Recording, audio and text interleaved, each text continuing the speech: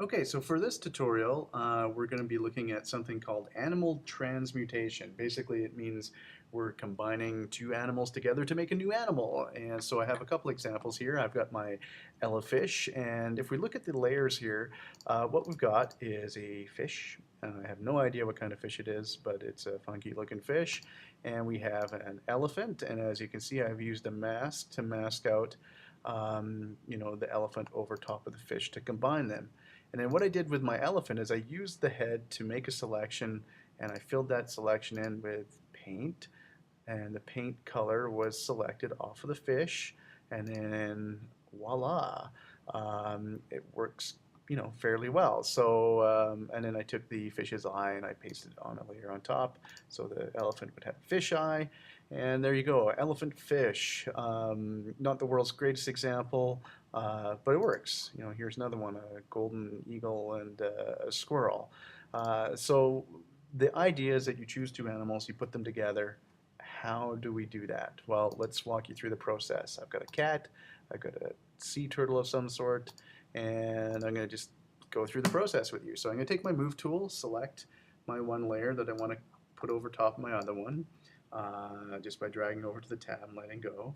I'm going to take my free transform tool, or Command T on the keyboard, and resize the cat, adjust it. I'm going to turn down my opacity here so we can see this. So I'm going to get it right about there. That looks, fairly close to the size that I want. There we go, and I'll hit enter or my check mark to make that selection stick.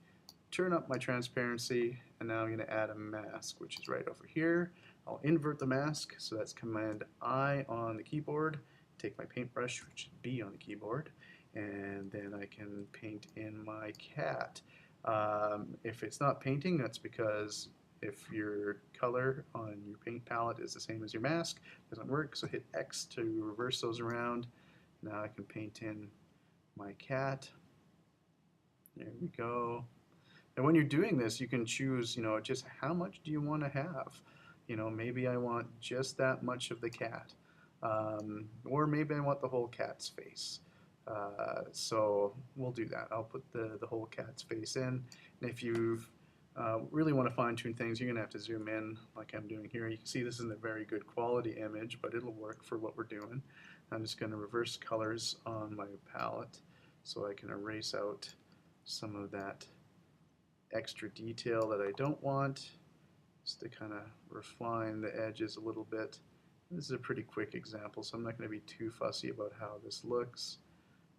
Okay, so that's not too bad. And I'm just using a mouse for this. It's not like I'm using a graphics tablet to reverse the colors again. I'm just going to give it a little more face there. There we go. So if I zoom out, that's okay, but not really what I want. I want some of that turtle pattern on the cat's face, so I'm just going to hide this layer for a second.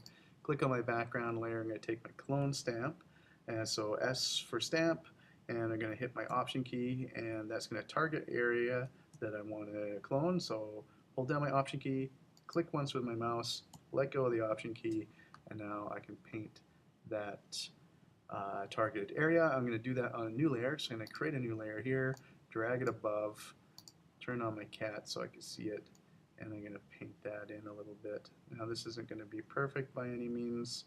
It's going to do a little bit here, and then I'm going to zoom in so I can see what I'm doing. Take my eraser, get rid of some of that extra content that I might not want, and then I'm going to select my stamp tool again and stamp in a little more here and here, and maybe a little more around here, a little bit in the ears perhaps, a bit over there, a bit on that side, around the chin. Now this looks really terrible, but the idea is that we're going to blend this together a little bit. So I'm just going to go to one of my layer options here, like overlay. That actually might work all right. Maybe soft light. That's not good enough. We'll try hue. No. So we'll go with overlay. It's a little bit of trial and error. I'm going to take my eraser tool. I'm going to erase out some of those other details so I can still see, my cat, make sure that I haven't gone over the eyes too much. And there we go. Not too bad. It's a little bright right here, so I can always take my burn tool over your burn tool, and there we go. We'll darken that just a little bit, maybe darken a little bit over the ear there. Yeah, it's all right. Not the best example in the world, but hey, it works. And if you're really particular about your cat swimming underwater and you want to make it look more realistic, just go to your liquefy filter and we'll give his ears a little bit of a warp here with the forward warp option. There we go. And then we can just keep it as is. And we have a turtle cat. So the idea behind this, take two animals, combine them together using the mask, using some painting or a clone stamp, and we want it to look like they're really there, really combined. We don't want it to look like you've just copied and pasted something and stuck it into Photoshop. It doesn't want to. You don't want to look like you've cut two pictures out of a magazine and slapped it on some paper. Has to be a little bit of realism to it. And so that's the idea. So look at the exemplars in the folder that you have on your desktop. And if this is something you're looking at on the web, then there's lots of examples of animals that have been combined out there. You can just Google those and then try it out for yourself. And hopefully this helps you do that.